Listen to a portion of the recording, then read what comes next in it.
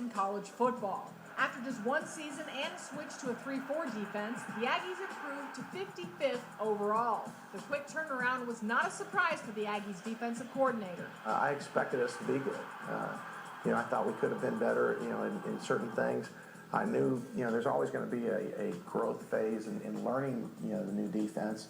But I thought we had some good players, and our attitude was changing the right way. But the Aggies' success on defense had many wondering if DeRuyter would be one and done in College Station.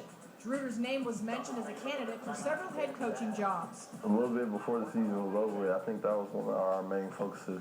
Like, we didn't really come out and say it, but everybody was thinking, is Coach DeRuyter going to leave us and stuff? He just got here. He just helped us start getting good. When I started hearing those rumors after the game, I was kind of like scared, So I'm glad he came back, and I don't know what we would have done, because we had, such a good season last year, and I know this year is going to be even better. And it's all because of DeRuyter. Of course, improving in year 2 of this system won't be easy. The Aggies lose some of their biggest playmakers in Lucas Patterson, Michael Hodges, and Von Miller. Von is a guy that you really can't replace, Those kind of guys, once every 10, 15, 20 years, guys like that. So we know we can't replace him, but as a unit, we can replace some of his production. Former walk-on Caleb Russell and Demontre Moore are in a battle to replace Miller and his 10.5 sacks at the joker position.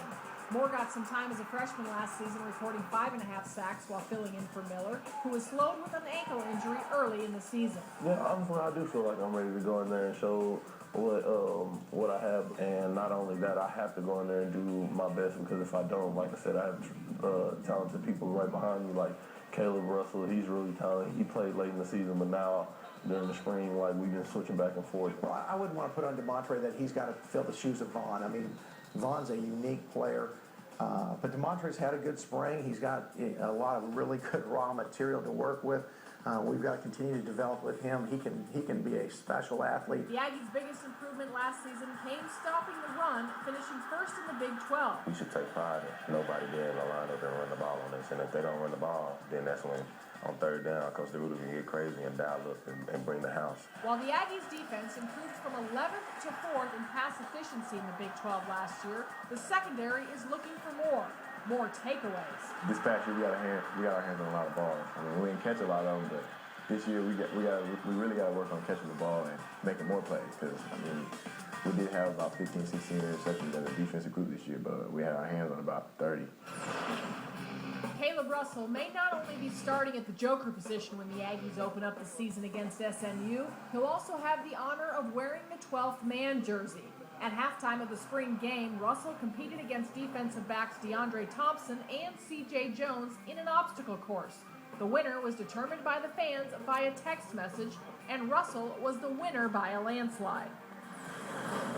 Such tradition in that thing, in the 12th man just itself is just so humbling. Like, to be able to represent my Lord and the 12th man right behind me, and it's just an awesome experience. I'll cherish it forever. Well, and you're fighting for a lot more than just a 12th man spot. You, of course, are in there running, and not that anyone can replace Von Miller, but you're there fighting for a starting position as well. Yes, ma'am.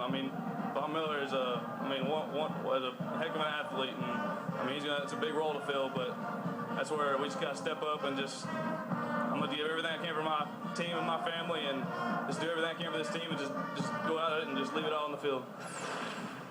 All right, I'm joined now by David Sandhop, publisher of the Aggie websider at scout.com, and thanks so much for being here, first of all. Thank you very much for having me. Let's start with Ryan Tannehill. Just give us your thoughts on what you've seen from him here in the spring, going into his first full spring, and who's backing him up? Well, I think Ryan's doing a good job this spring. He's been very consistent.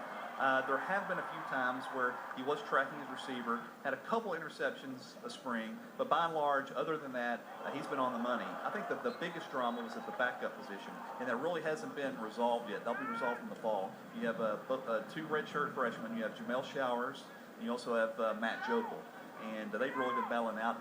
Right now, if you ask Coach Sherman, he's not going to tell you which is above. I think Jamel had a pretty good spring, but it's going to be neck and neck going into the fall. All right, let's move to the defensive side of the ball. What about the inside linebackers replacing Michael Hodges? That's probably the one area coming out of spring. There's still question marks. Kyle Mangan is certainly someone that they thought was going to come in and patch. He had a solid spring, but I think that they still see that's an area where they can improve. One person to really keep an eye on is a freshman who came in midterm, Donnie Baggs from Clear Springs. He really has opened up some eyes, but he's a true freshman. So you have him. You also have Jonathan Stewart, who's been inconsistent. And you have, of course, you have Garrick Williams as a one spot coming back you feel pretty good about. But that other inside spot is really open right now. I think one of the biggest questions might be the secondary.